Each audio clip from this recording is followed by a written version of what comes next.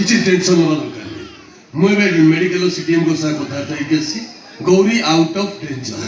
ମୋ ଝିଅ ଗୌରୀ ଭଲ ହେଇଯିବ ତ? What is this? କି କଥା କହୁଛ ଜନକ? 25 ବର୍ଷ ରାଜନୀତି ଭିତରେ ତମେ ମୋରି ପାଖରେ ଚାକିରି କରିଛ। ତମ ଝିଅ କ'ଣ ମୋ ଝିଅ ନୁହଁ? ତମେ ଗୌରୀ କଥା ଚିନ୍ତା କରିବା ଦରକାର ନାହିଁ। ତା ଦେହ କେମିତି ସୁସ୍ଥ ହବ ସବୁ ଦାୟିତ୍ୱ ମୋର। ନାଇଁ ସେଟା କହୁଥିଲା ତା ମୁଣ୍ଡ ଫାଟି ଯାଇ ଦେହରୁ ବହୁତ ବ୍ଲଡ୍ ଯାଇଛି, ତା ଚେତା ନାହିଁ ବୋଲି। What is this? କିଏ କହିଲା ତାର ଚେତା ନାହିଁ? ଆରେ ମୁଁ ପୁରା ଏବେ ଦେଖିକି ଆସିଲି ଗୌରୀ ମେଡିକାଲ ବେଡ୍ ଉପରେ ବସି ଡାବ ପିଉଥିଲା। ଭଗବାନ, ବାପା ମା ଛନ୍ଦ ଝିଅଟା, ତମେ ତାକୁ ସାହା ଭରସା ହୁଅ ପ୍ରଭୁ, ତମେ ତାକୁ ସାହା ଭରସା ହୁଅ। What is this?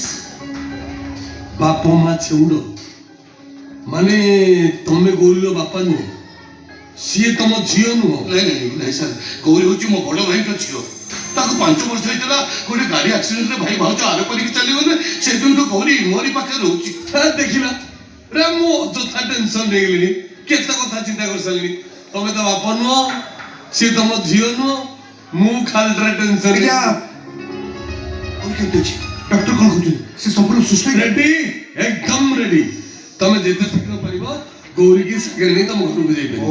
ନମସ୍କାର ବାପା। ବାପା ଗୌରୀ କେମିତି ଅଛି? ତା ସେନ୍ସ ଫେରିଲାଣି ନା? ସେ କଥାବାର୍ତ୍ତା କରୁଛି ନା? ହ୍ୟାଲୋ ଅପା, ପଚାରୁଛୁ କଣ? ଆସୁନ ଆମେ ନିଜେ ଯାଇକି ଦେଖିବା। ଆକାଶ ଗୌରୀ ଏବେ କୋଉଠି ଅଛି? ତା 1 ନମ୍ବର ବେଡ୍ ନମ୍ବର କେତେ? ତମେ ବ୍ୟସ୍ତ ହଉନି ସୀତା, ଗୌର ସେନ୍ସ ଫେରିଲାଣି, ସେ କଥା କହିଲେଣି, ସେ ଏବେ ସମ୍ପୂର୍ଣ୍ଣ ସୁସ୍ଥ। ତମେ ସତ କହୁଛ? ମୋ ଗୌରୀ ସେନ୍ସ ଫେରିଲାଣି, ସେ କଥାବାର୍ତ୍ତା କରୁଛି। ଅରେ ବା, ପୁରା ସୁସ୍ଥ ଅଛି। ତମେ ଟେନସନ ହବା ଦରକାର ନାହିଁ। ଯେତେ ଶୀଘ୍ର ପାରିବେ ଆମେ ତାକୁ ଘରକୁ ନେଇକି ପଳେଇବା। ଆମେ ସେୟା କରିବା। ଆମ ନାନୀକି ମୋଟେଜ ରଖିବାନି। ଆମ ନାନୀ ଏଠି ରହିଲେ ତା ମୁଣ୍ଡ ଖରାପ ହେଇଯିବ। ଆଉ କେତେ ରୋଗୀ, ପୁଣି କେତେ ପ୍ରକାର ରୋଗୀ। ହାତ ଗଣ୍ଠି ତାଙ୍କର ମୁଣ୍ଡ ଫାଟିଛି। ଆସିଲା ବେଳେ ଦେଖିଲୁନି ହସ୍ପିଟାଲ 12ଟାରେ 4ଟା ଲୋକ ମରିକି ଶୋଇଥିଲେ। ନାଇଁ ନାଇଁ, ଆମ ନାନୀକି ଆମେ ଘରକୁ ନେଇଯିବା।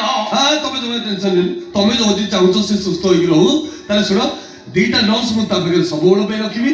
ଆଉ ନିଜେ ଡକ୍ଟର ତାକୁ ସବୁଦିନ ଚେକଅପ୍ କରିବି। ସୀତା, ଡକ୍ଟର ଗୌରୀକି ଡିସଚାର୍ଜ କରିସାରିଲା ପରେ ମୁଁ ତମକୁ ଆଉ ଗୌରୀକି ନେଇ ତମ ଘରେ ଛାଡ଼ି ଆସିବି। ଆସ। ଆକାଶ, ଗୋଟାଏ ରାତି ଭିତରେ ତମେ ପ୍ରକୃତ ଘଟଣାକୁ ଭୁଲି ଯାଇନ ତ?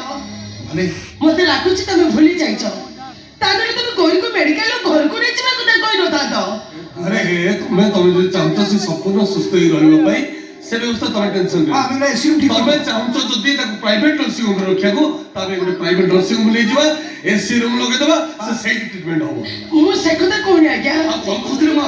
ସାର୍ ତ ଯାହା କହୁଛନ୍ତି ଭଲ କଥା କହୁଛନ୍ତି। ସାର୍ କାହିଁକି କହୁଛନ୍ତି, କଣ ପାଇଁ କହୁଛନ୍ତି, ସେ କଥା ମୁଁ ଜାଣିନି ବାପା। କିନ୍ତୁ ବାପା, ତମେ ମୋ କଥାକୁ ଏଇଥିପାଇଁ ବୁଝିପାରୁନ ଯେ ତମେ ପ୍ରକୃତ ସତ୍ୟ କଥାଟା କଣ ଜାଣିନ। ହଉ ସୀତା, ଆରେ ପଛ କଥାକୁ ମନେ ପକେଇ ଲାଭ କଣ? ଯାହା ଘଟି ଯାଇଛି ତା ପଛଟା ଭାଇ ଭୁଲି ଯାଅ। କଣ କହିଲ ଆକାଶ? ପଛ କଥା ଭାବି ଭୁଲିଯିବି? ହଁ।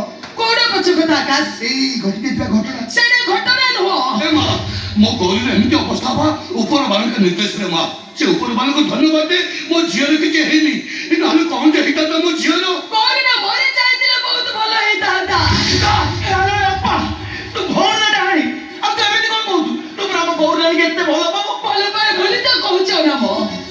କାଲି ଯେତେବେଳେ ଜଙ୍ଗଲ ଭିତରେ ମୋ ଗୌରୀକୁ ନିଜ କୋଳରେ ସେଇ ଆମ୍ବୁଲାନ୍ସରେ ମେଡିକାଲକୁ ଆଣୁଥିଲି, ସେତେବେଳେ ମୁଁ ଠାକୁରଙ୍କୁ ଡାକୁଥିଲି, ହେ ଠାକୁରେ, ମୋ ଗୌରୀଟାକୁ ତମେ ଭଲ କରିଦିଅ ଠାକୁରେ, ମୋ ଗୌରୀକୁ ତମେ ବଞ୍ଚେଇ ଦିଅ।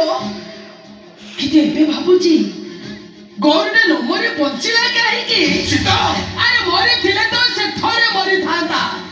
କିନ୍ତୁ ଏବେ ଏବେ ସେ ପ୍ରତ୍ୟେକ ଦିନ ପ୍ରତ୍ୟେକ ମୁହୂର୍ତ୍ତରେ ମରିବ।